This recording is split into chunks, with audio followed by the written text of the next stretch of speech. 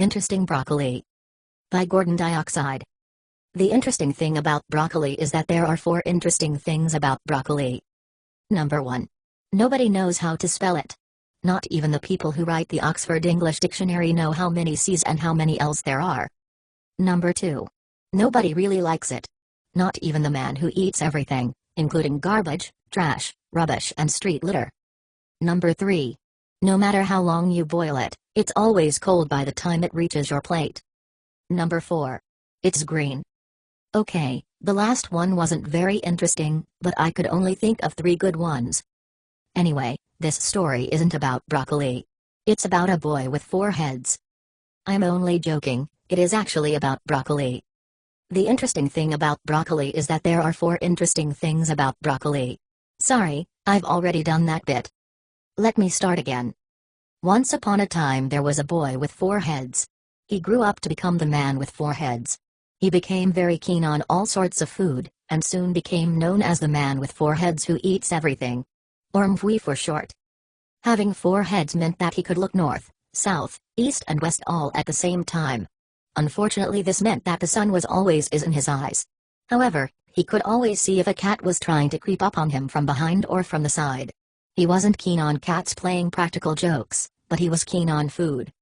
One day he was eating an egg carton with his north-facing head, a tin can with his south-facing head, an old magazine with his east-facing head and a bacon sandwich with his west-facing head, when he turned round and his north-facing head became his south-facing head, his south-facing head became his north, his west became his east and his east became his west. Then he turned back again. After his meals, he sat down on a park bench and dozed off. Then Felix and Fluffy crept up behind him and covered him in broccoli pudding. Don't worry if you don't know what broccoli pudding is, because neither do I. About 2 hours later, MFWE woke up and was surprised to find himself covered in broccoli pudding. You might remember that the second most interesting thing about broccoli is that nobody likes it, not even the man who eats everything, including garbage, trash, rubbish and street litter. So he was not too pleased that he was going to have to eat himself out of the mess. Luckily, with 4 mouths he was able to eat all the broccoli pudding in a quarter of the time it would have taken anyone with the usual number of heads. He then set off to find the 2 naughty little kittens that were responsible. He found Felix and Fluffy outside the pet shop. Felix had shreds of broccoli on his paws and Fluffy had pudding mixture on his whiskers. "Have you seen any cats messing about with broccoli pudding?" he asked. "No," they said, "we're good cats."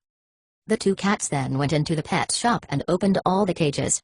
The shopkeeper was furious as he watched all his animals run out into the street, including 6 rabbits, half a dozen puppies, 5 hamsters, another hamster and about 6 white mice. 3 of the mice were blind and the other 3 wore contact lenses. They ran and they ran until they escaped the dangerous traffic and the busy streets and reached the safety of the countryside. They came to an old farmhouse and went into the kitchen. Standing by the cooker was a large woman with a large knife. She was looking around for more ingredients to put into her mousetail soup. Just then Farmer Venison walked into the room and his tummy was rumbling. He had eaten nothing since breakfast and was looking forward to his dinner. The farmer's wife was just about to cut the tails off 3 of the mice when the farmer announced that he wanted to be a vegetarian, and he would never eat meat again. So the mice ran off, and the farmer had broccoli toast instead. Don't worry if you don't know what broccoli toast is, because neither do I.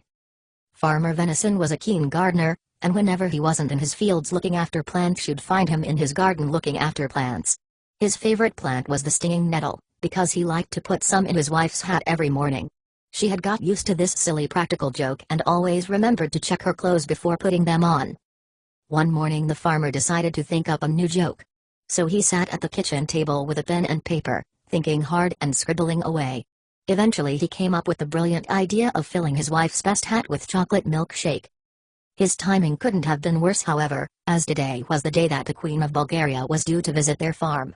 So the farmer's wife put on her best frock, which was made of fine silk, gold buttons, diamond chains and various bits of plastic. She then checked that her hat was clear of stinging nettles and put it on her head. This caused 2 pints of chocolate milkshake to fall over her dress. This caused her to scream in horror. This caused the farmer to laugh.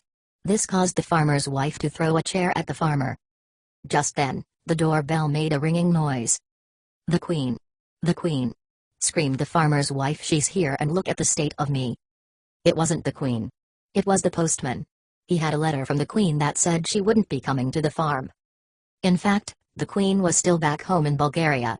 She was unable to travel as her clothes were ruined when the King of Bulgaria played a practical joke with her crown and that of flavored yogurt. So now we are coming to end of the story, and I hope you have learned an important lesson. Jokes aren't funny. They ruin people's clothes. We never did find who was responsible for the broccoli pudding incident. The two cats carried on being naughty until one day they tried breaking into a bank. It turned out to be a prison, not a bank, and they couldn't escape. The 6 mice lived happily ever after in a broccoli field. After 6 attempts, Farmer Venison eventually succeeded in giving up being a vegetarian. He was unable to give up practical jokes though. Mrs. Venison went shopping for a new dress, some milkshake and a chair. She never did meet the Queen of Bulgaria.